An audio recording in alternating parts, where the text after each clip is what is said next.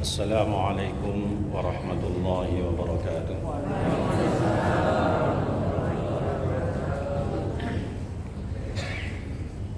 الحمد لله رب العالمين والعاقبة للمتقين ولا عدوان إلا على الظالمين. أشهد أن لا إله إلا الله وحده لا شريك له وأشهد أن محمدا عبده ورسوله لا نبي بعده. اللهم صل على حبيبك الكريم المصطفى رسول الله محمد صلى الله عليه وسلم وعلى آله وأصحابه أجمعين. رب اشرح لي صدري ويسر لي أمري واحلل عقدة من لساني يفقهوا قولي. أما بعد, Bapak-bapak dan ibu-ibu jamaah Masjid Agung Sunda Kelapa, wabil khusus jamaah kuliah duha yang dirahmati Allah Subhanahu wa Ta'ala, patut kita bersyukur kepada Allah. Pagi ini kita masih dikasih kesempatan untuk meraih kenikmatan Allah. Diawali dari qiyamul lail, Bapak dan Ibu sekalian di rumah sudah dibangunkan oleh Allah, mendekatkan diri kepada Allah. Dilanjutkan sholat subuh berjamaah di masjid kita masing-masing, dan kemudian berangkat ke Masjid Sunda Kelapa untuk melaksanakan zikir bersama, baca Asmaul Husna, sholat duha, doa bersama dari sholat duha. Dan sekarang kita melanjutkan taklim kita guna meningkatkan iman dan takwa kita kepada Allah Subhanahu wa Ta'ala, sehingga kita semakin yakin dengan ibadah-ibadah kita. Di sisi lain, saudara-saudara kita, jangankan mau beribadah, mau sholat malam, mau sholat subuh berjamaah, apalagi mau pengajian seperti ini.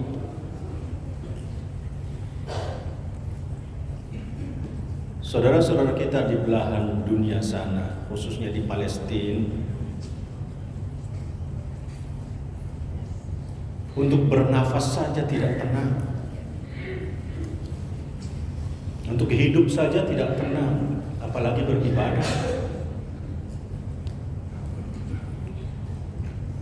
Karena itu sekali lagi bersyukur, kita bersyukur kepada Allah, bersyukur kita hidup di negeri yang betul-betul tenang, aman untuk beribadah, tenang untuk beramal. Dan mari kita jaga ketenangan ini, kita pelihara supaya ketenangan itu betul-betul abadi, sehingga ibadah kita betul-betul nikmat, khusyuk.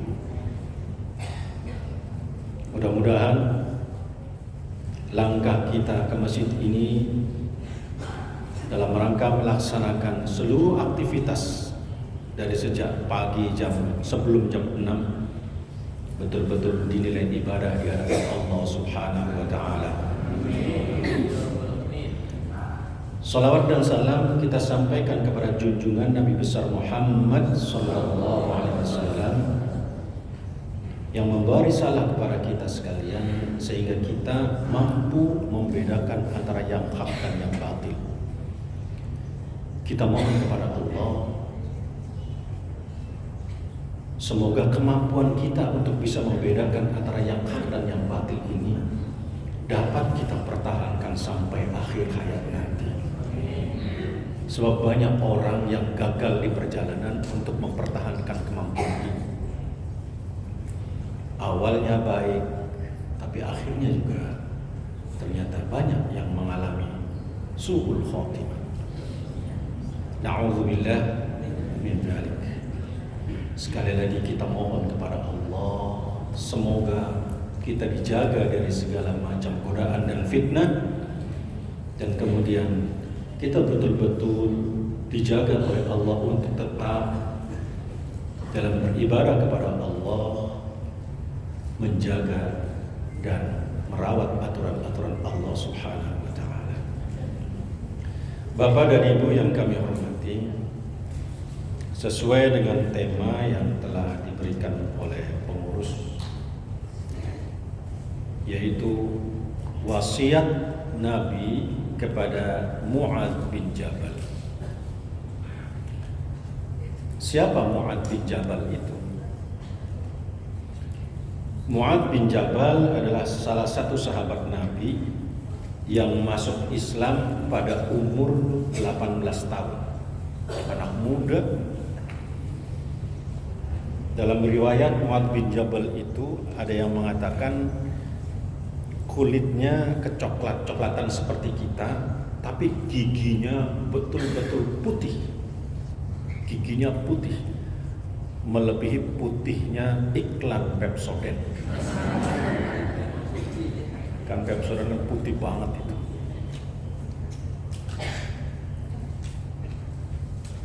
Sahabat Mu'adz ini juga adalah salah satu sahabat yang ikut berbaiat dengan sahabat-sahabat yang lain waktu Nabi masih di Mekah, belum hijrah ke Madinah. Orang-orang Yathrib sekitar 17 orang datang ke Mekah untuk berbaiat kepada Rasulullah dan menyatakan masuk Islamnya. Setelah itu dia mendapatkan pelajaran dari Rasulullah dan kembali lagi ke Yathrib untuk berdakwah, menyebarkan ajaran-ajaran Islam. Di antaranya adalah Mu'adz bin Jabal.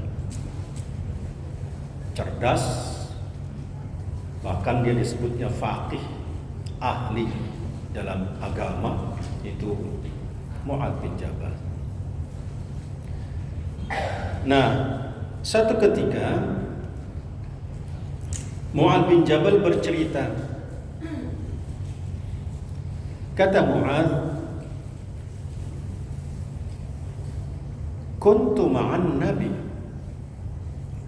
Satu ketika saya bersama Nabi sallallahu alaihi wasallam fi safarin, dalam sebuah perjalanan.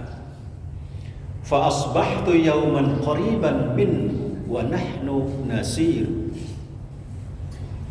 Di pagi-pagi itu, satu hari di satu pagi, kata Mu'adz, saya bersama Rasulullah dan saya dekat dengan Rasulullah, bahkan merasakan betapa secara psikologis dia merasakan betul-betul dekat dengan Rasulullah. Keduanya berjalan, tidak diam, bergerak, berjalan. Kemudian Mu'adz menyampaikan pertanyaan kepada Rasulullah. Kata Mu'adz, faqultu, saya kemudian bertanya kepada Rasulullah, ya Rasulullah, atau Mu'adz memohon sesuatu kepada Rasulullah. Kata Mu'adz, akhbirni bi'amalin yudkhiluni al-jannata wa yuba'iduni 'anil nar. Wahai Rasulullah, ajarkan kepadaku amal yang akan mengantarkan aku masuk surga dan mencegah aku dari api neraka. Ini pelajaran yang sangat berharga sekali. Ketika Mu'adz ketemu dengan Rasulullah, diambil kesempatan yang betul-betul oleh Mu'adz bin Jabal untuk menanyakan sesuatu kepada Rasulullah. Mu'adz tidak bertanya kepada Rasulullah, ya Rasul, bagaimana keluargamu? Tidak. Bagaimana istrimu? Bagaimana anak-anakmu? Seperti layaknya kita kalau ketemu dengan teman yang lain. Gimana kabarnya? Istrimu bagaimana? Anakmu bagaimana? Mu'adz begitu ketemu dengan Rasulullah, yang ditanyakan oleh Mu'adz adalah tentang amal. Ini merupakan satu pembelajaran bagi kita. Kalau kita ketemu dengan orang alim, dimanapun kita ketemu, apalagi dalam kesempatan yang sempit di perjalanan, yang tidak mungkin berlama-lama di tempat tersebut atau di perjalanan tersebut, manfaatkan waktu itu untuk bertanya tentang sesuatu agama. Jangan sia-siakan. Ini pelajaran dari Mu'adz. Manfaatkan kesempatan itu untuk bertanya tentang agama. Dan Mu'adz pertanyaannya adalah tentang amal. Selama itu dia sudah mengerjakan amal-amal itu semua. Akhbirni, kabarkan kepadaku, ajari aku, kata Mu'adz, amal yang mengantarkan aku masuk ke dalam surga. Kalau kita ketemu ibu-ibu, tolong dong, ajarin dong menu masak itu bagaimana. Ibu-ibu di sana, tapi kalau di sini insya Allah nggak beda. Ibu-ibu yang bilang nggak beda. Ya. Ini begitu juga bapak-bapak. Ketika ketemu dengan orang alim, tadi diumumkan ada acara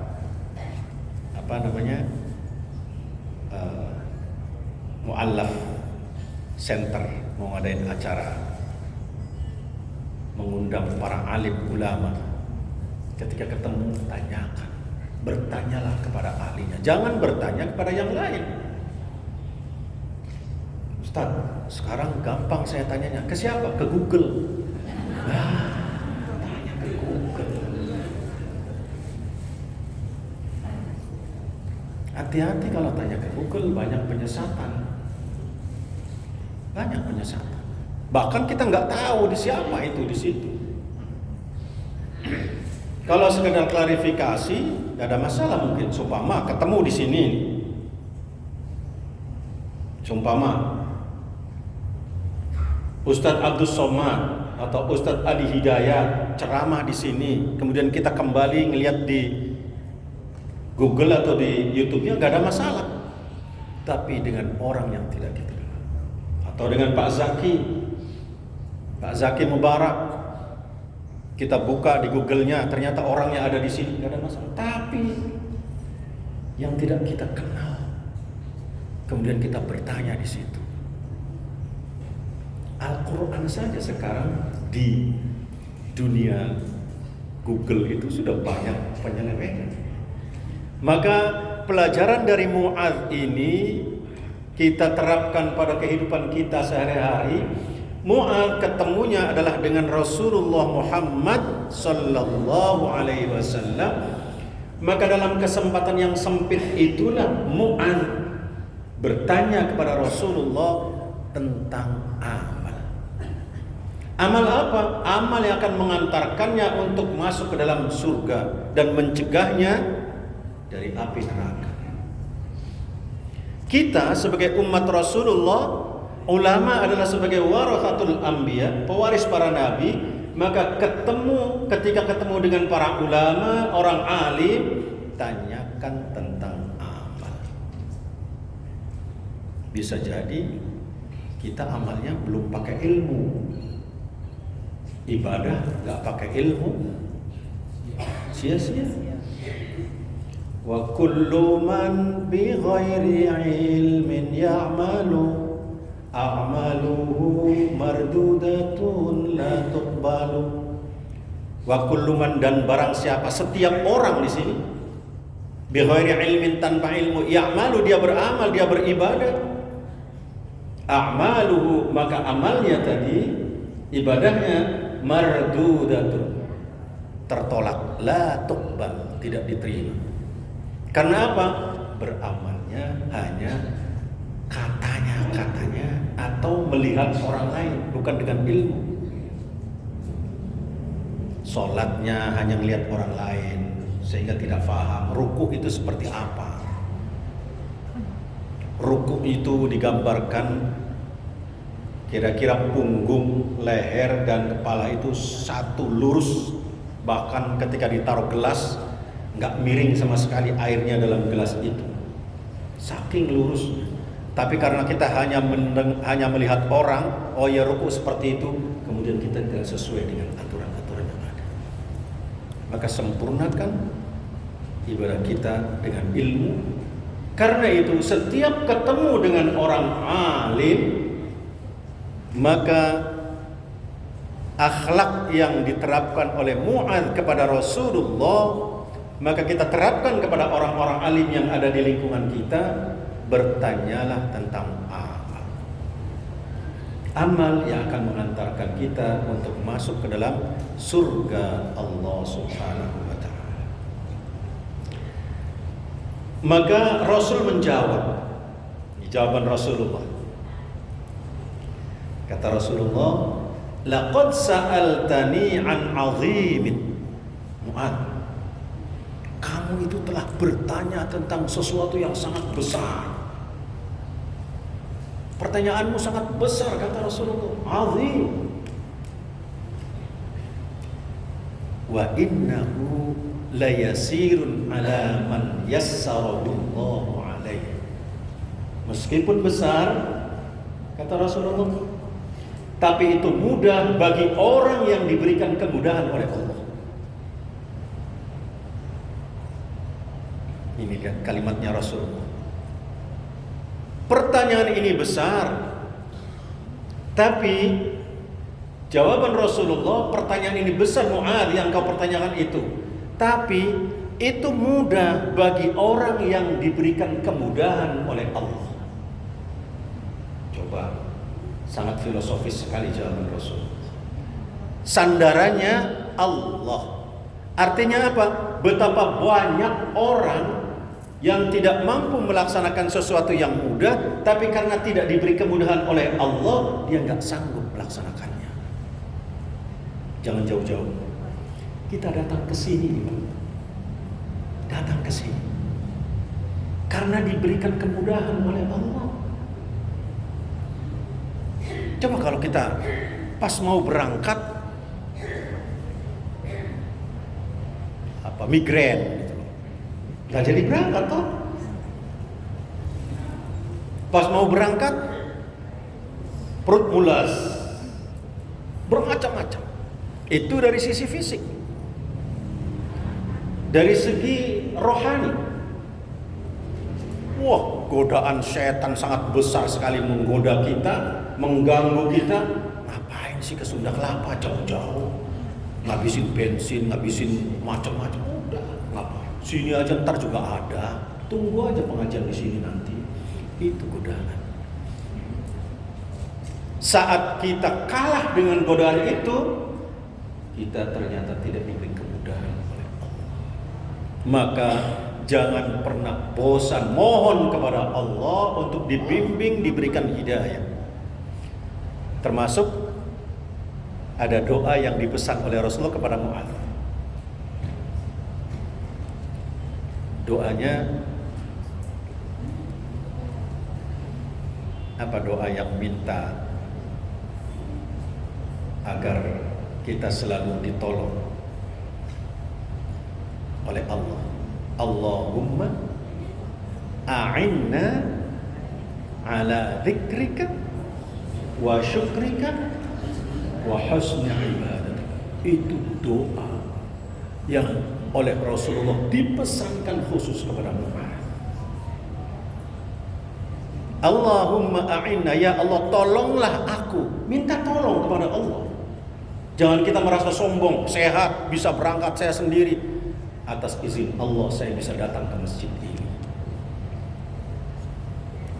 Atas ma'unah dari Allah, pertolongan dari Allah, saya bisa datang ke masjid ini untuk memperpanjang i'tikaf di masjid ini.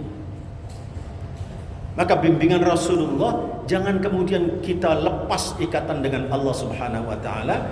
Rasul berpesan kepada Mu'adz juga doanya, Allahumma a'inni ala dzikrika wa syukrika wa husni ibadatik. Ya Allah, tolonglah aku ya Allah, tolong. Karena begitu besar godaan kepadaku, begitu banyak setan menggodaku ya Allah. Engkau maha kuasa, maka tolonglah aku ya Allah. Untuk apa? Ala dzikrik, untuk senantiasa ingat kepadamu. Wa syukrik, dan senantiasa bersyukur kepadamu. Wa husni ibadatik, dan beribadah dalam kebaikan-kebaikan ya Allah. Berdoa itu dibaca tiap pagi dan sore. Bahkan setiap selesai sholat dibaca, agar Allah tetap membimbing kita, menolong kita. Maka kata Rasulullah, wahai Mu'adz, pertanyaan kamu itu besar, agung, atau berat bisa jadi, tapi mudah bagi orang yang diberikan kemudahan oleh Allah Subhanahu wa ta'ala. Apa amalnya? Kata Rasulullah, ta'budullah wa la tusyrik bihi syai'a. Yang pertama, hendaklah kamu menyembah Allah dan jangan mensekutukannya. Bapak dan Ibu sekalian, musyrik ternyata ada yang namanya syirik khafi, syirik yang samar-samar, yang tidak kelihatan. Syirik ringan katakan, bukan ringan, tidak kelihatan syiriknya, namanya syirik. Tidak apa? Riya. Bukan riya irawan. Riya itu apa? Pamer. Ingin dilihat orang, ingin dipuji orang. Itu artinya berarti ibadah kita karena orang itu. Ketika ibadah kita karena orang itu, riya, menduakan Allah. Menduakan Allah.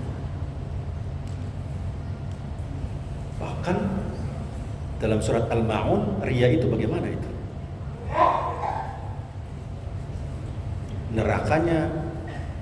Neraka wel. Fawailul lil musallin alladzina hum an salatihim sahun walladzina hum yura'un. Orang yang ria ternyata dosa, dia masuknya ke dalam neraka wel. Ria.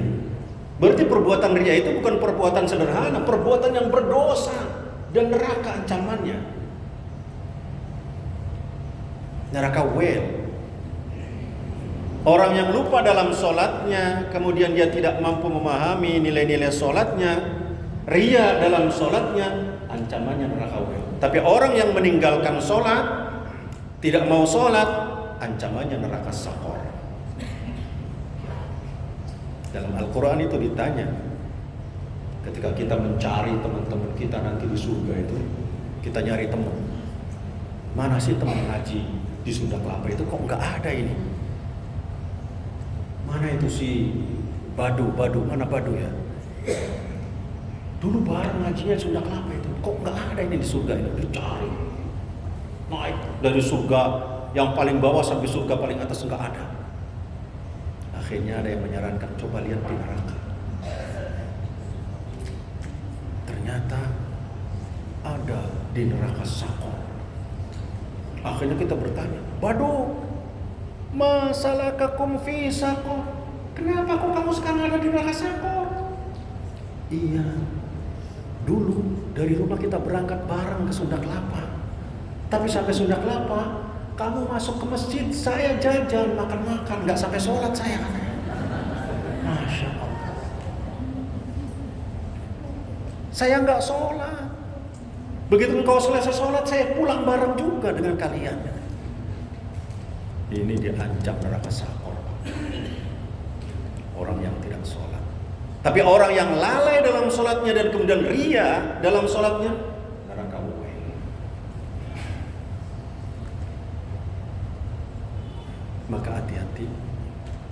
dengan riya.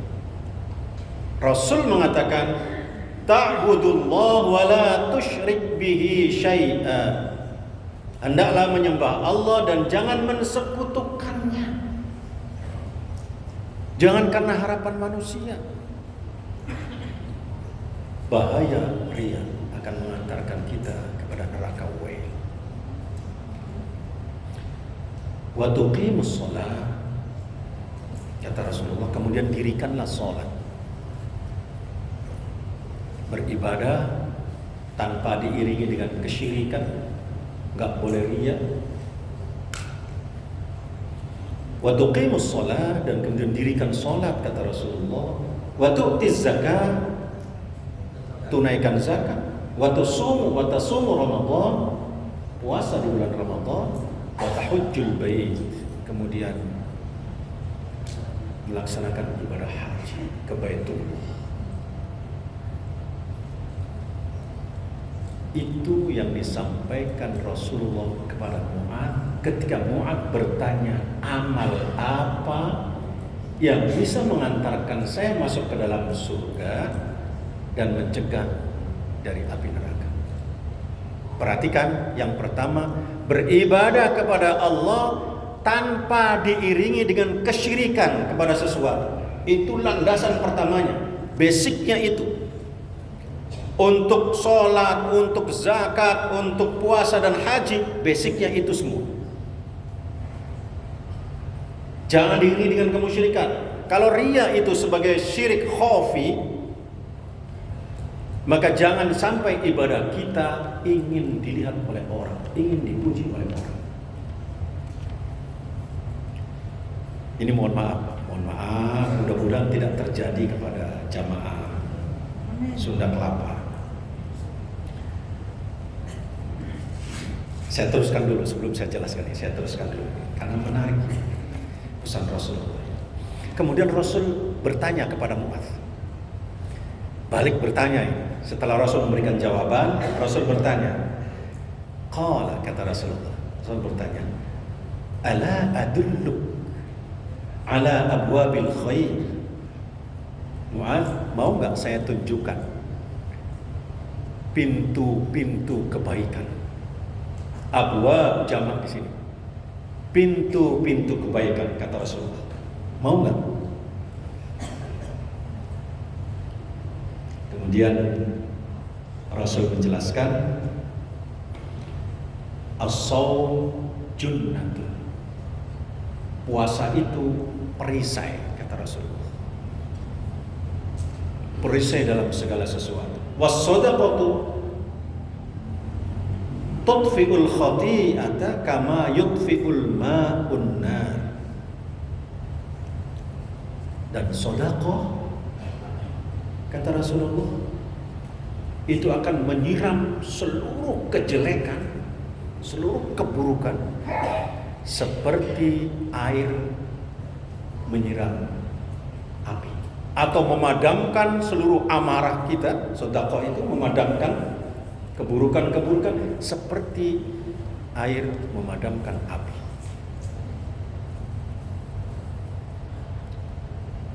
Wa salatul rajul min jawfil lail, dan kemudian solatnya seorang laki-laki, solatnya seseorang di malam hari.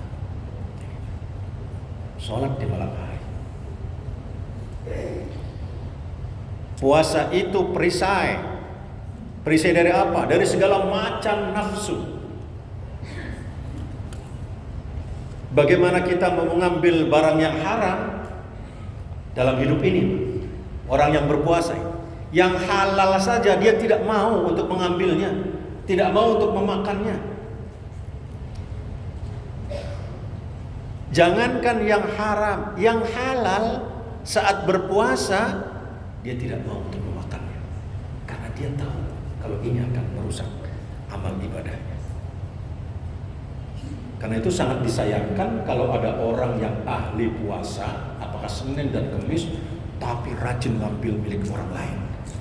Sangat disayangkan. Na'udzubillah min dzalik. Itu puasanya tidak berdampak. Bisa jadi puasanya karena ria. Ya, puasa saya. Ya, dia tidak cerita puasa, ceritanya, tadi malam istri saya memasakkan saya untuk sahur hari Kamis ini, katanya. Masya Allah. Ngapain cerita itu? Ceritanya memuji-muji istri, memang bagus memuji istri itu, tapi ini ada hal lain. Dalam hatinya, saya puasa, tapi puasanya tidak berdampak. Junnatun, kata Rasulullah, dia perisai. Dengan puasa itu perisai dari amal-amal yang tidak baik.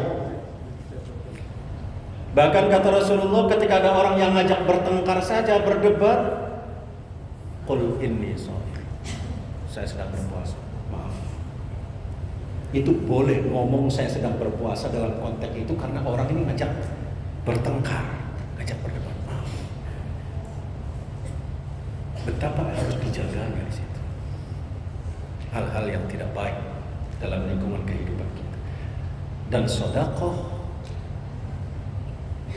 akan menghapus, memadamkan seluruh keburukan, amarah-amarah, baik amarah dari orang lain maupun amarah kita.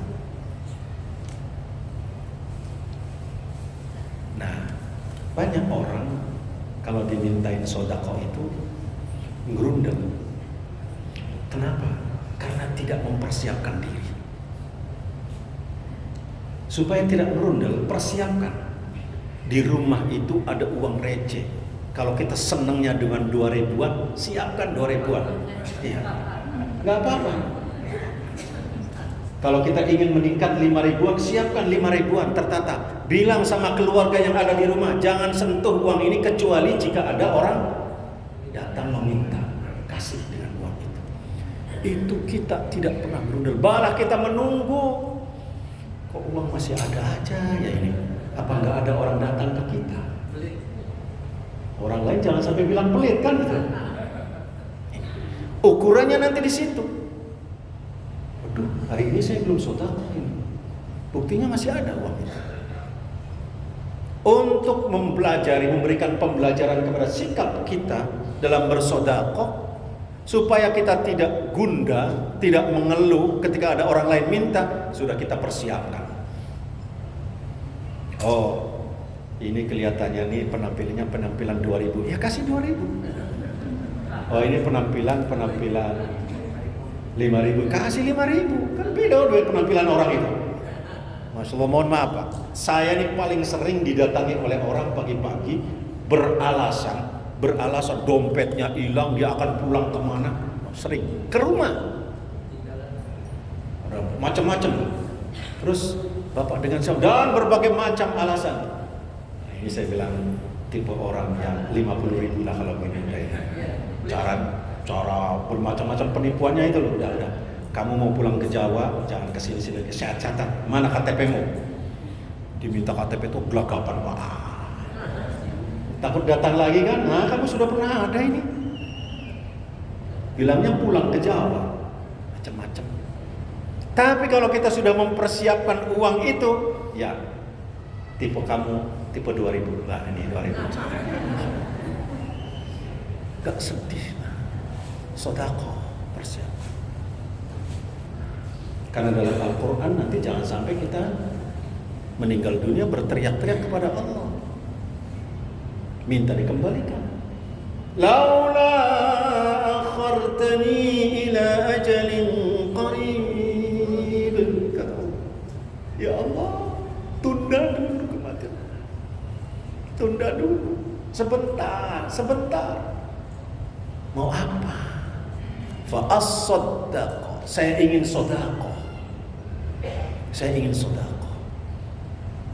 Jangan sampai kemudian kita berteriak, menyesal.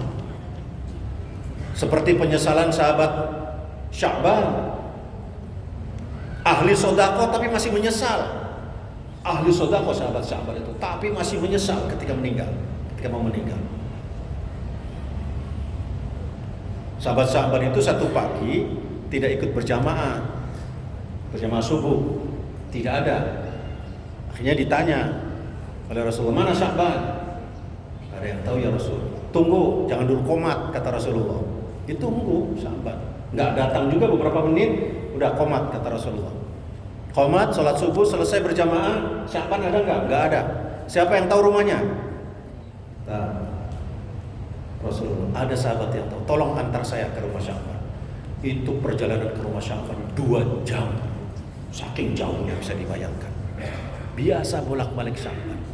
Diantar oleh sahabat sampai di rumahnya, ternyata ketemu dengan istrinya, ditanya mana Sya'ban? Ya Rasulullah, Sya'ban kemarin meninggal dunia, sudah kami kuburkan ya Rasulullah. Inna lillahi wa inna ilaihi raji'un. Apa pesan Sya'ban? Enggak ada ya Rasul. Enggak ada pesan apa-apa kecuali dia berteriak. Apa teriakannya? Kata Rasulullah. Kenapa tidak saya berikan semua? Kenapa tidak yang terbaik? Kenapa tidak lebih jauh lagi? Hanya itu ya Rasul, kemudian dia meninggal katanya. Rasul kemudian menjelaskan, kenapa tidak semua? Sya'ban itu kalau mau makan, kan di sana makanannya apa? Roti yang segede eblek gitu kan. Nah Sya'ban itu kalau makan disobek rotinya, sobek, separuh diberikan kepada orang lain, separuh dimakan. Itu saja Sya'ban masih berteriak, rugi. Mestinya semua, kenapa enggak saya berikan semuanya, kata Sya'ban. Lah bagaimana ada orang yang tidak memperdulikan orang lain kelaparan? Masya Allah. Ada yang makan aja, ada yang minta-minta di sampingnya. Wah, bagaimana orang seperti ini? Akan teriakannya lebih kencang lagi.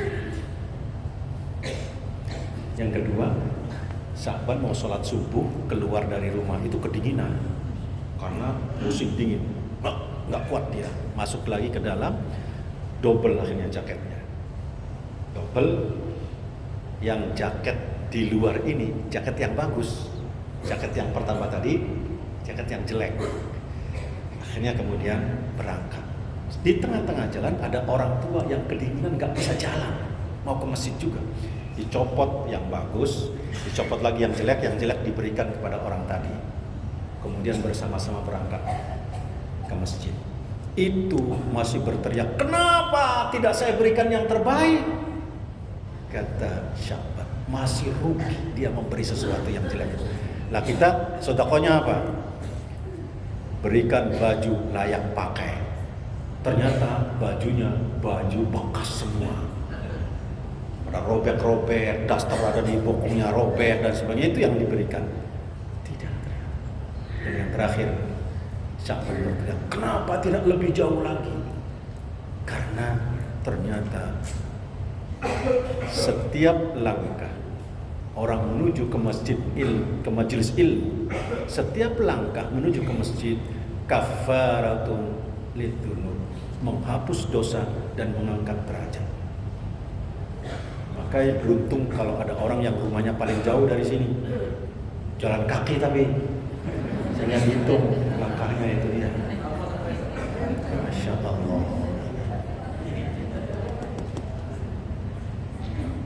Ini Mu'adz. Banyak kisah Mu'adz dengan Rasulullah ini sangat indah sekali. Sangat indah.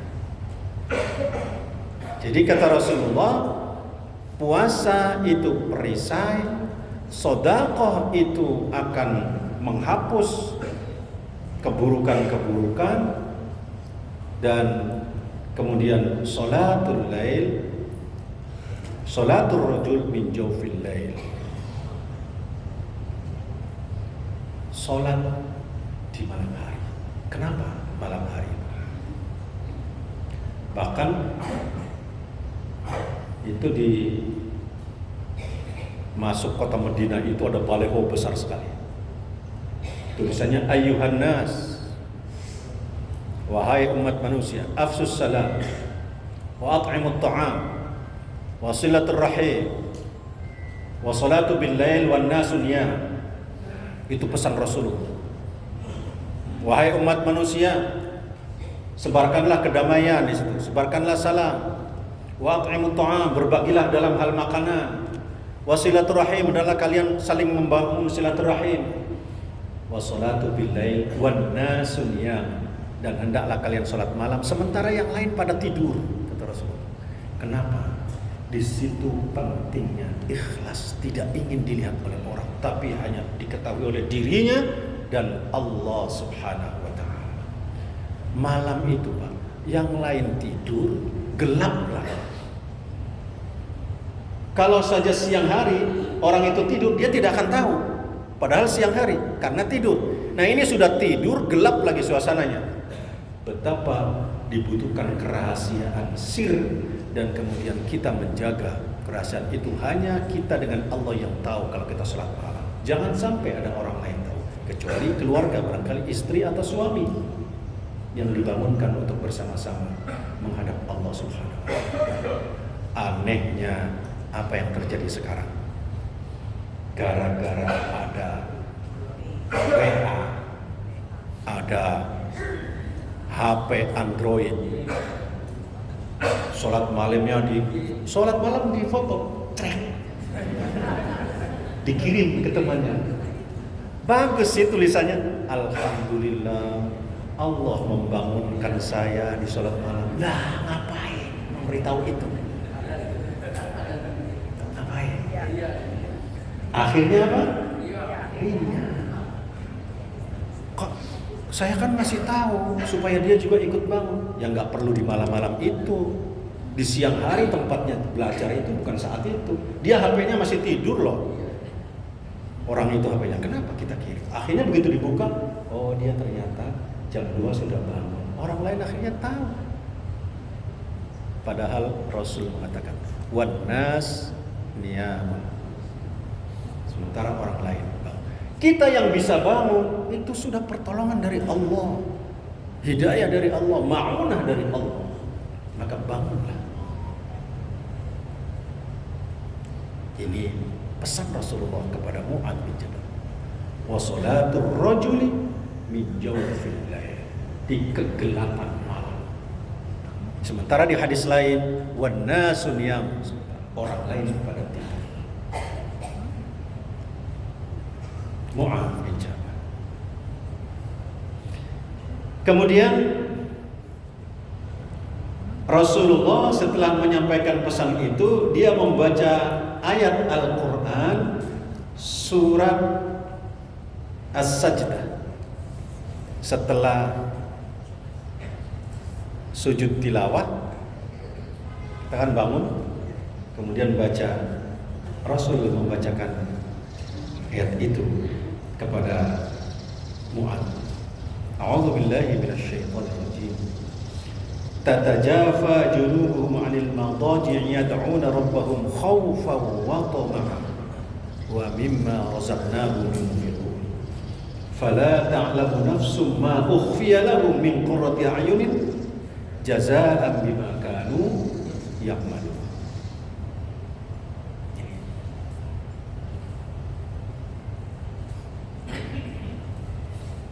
Masyaallah, Rasul mengingatkan kita melalui pesan kepada Mu'adz bin Jabal ini.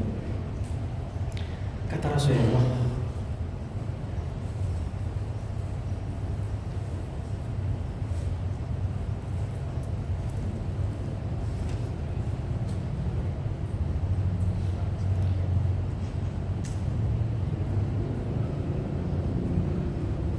lambung mereka, Allah berfirman, lambung mereka tatajafa junubuhum 'anil madaji' yad'una khaufan wa tama'an. Lambung mereka jauh dari tempat tidurnya. Artinya dia bukan lagi tidur. Sedang mereka berdoa kepada Rabb-nya dengan rasa takut dan berharap. Khaufan wa tama'an. Di malam hari itu dia bangun, lepaskan tempat tidur, kemudian dia memohon kepada Allah dengan penuh harap dan rasa takut. Apa yang dimaksud rasa takut di sini? Takut tidak diterima amal kita, berharap untuk diterima amal kita oleh Allah Subhanahu wa taala. Kalau kita takut tidak diterima, maka kita akan berusaha sebaik-baiknya, semaksimal mungkin. Berbeda dengan orang cuek, nggak punya rasa takut, terserah aja, yang penting saya sudah selesai. Kan ada orang yang begitu. Akhirnya sholatnya kayak kotak ayam ya. Itu cepat sekali. Gak ada tumakninah. Yang penting saya sudah sholat. Khauf, rasa takut untuk tidak diterima. Wa tama, sebaliknya kita berharap untuk diterima oleh Allah Subhanahu wa taala. Dan mereka menafkahkan sebagian dari rizki yang kami berikan kepada mereka. Seorang pun tidak mengetahui apa yang disembunyikan untuk mereka. Seorang pun tidak mengetahui. Begitu tersembunyinya ibadah di malam hari.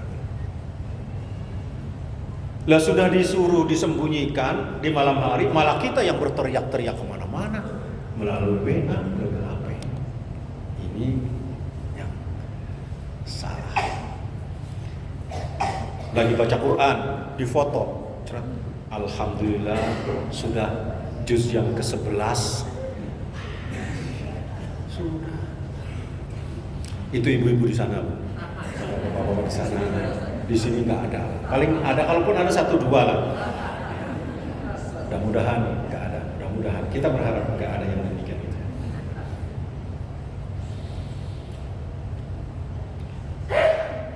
Akhirnya kemudian Rasul masih kembali menawarkan lagi kepada Mu'adz. Ini Rasul saking cintanya kepada Mu'adz, karena dia anak muda, faqih, faham agama, cerdas.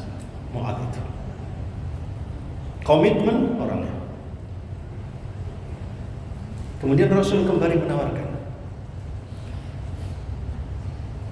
ala ukhbiruka bi ra'sil amri kullihi wa umudihi wa dirwati sanamihi.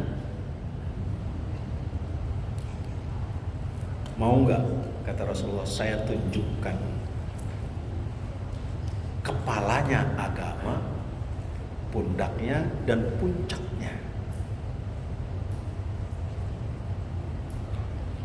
Mu'adz langsung menjawab, bala ya Rasulullah, ya mau ya Rasul. Ini seolah-olah Mu'adz ini dalam kondisi yang sangat manja pada saat itu, manja, dekat sekali dengan Rasul. Maka dia mengatakan apa? Qariban, asbahtu yauman qariban, dekat dan merasa dekat sekali, sehingga dia memanjakan betul dirinya kepada Rasul, dan Rasul pun seolah-olah memanjakan Mu'adz. Maka Rasul kembali menawarkan, mau nggak, kata Rasulullah, saya tunjukkan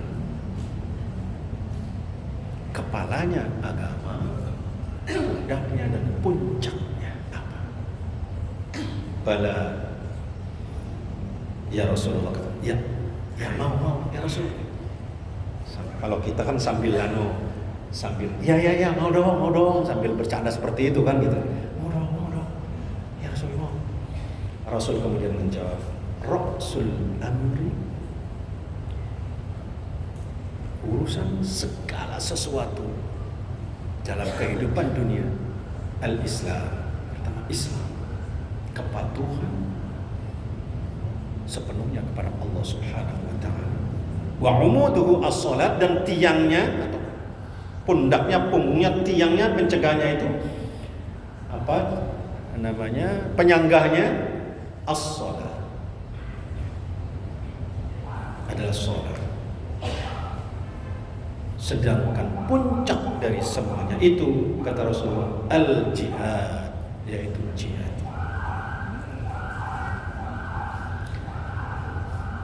Dan masih juga ini Rasul menawarkan lagi kepada Mu'adz, ala ukhbiruk bimalaki dzalika kulli, mau enggak saya tunjukkan penguasa segala sesuatunya ini, dari amal-amal yang disebutkan tadi, puasa, dari mulai sholat, puasa, jangan syirik kepada Allah, haji, zakat, kemudian menjelaskan ibadah-ibadah yang lainnya. Rasul mengatakan, mau enggak?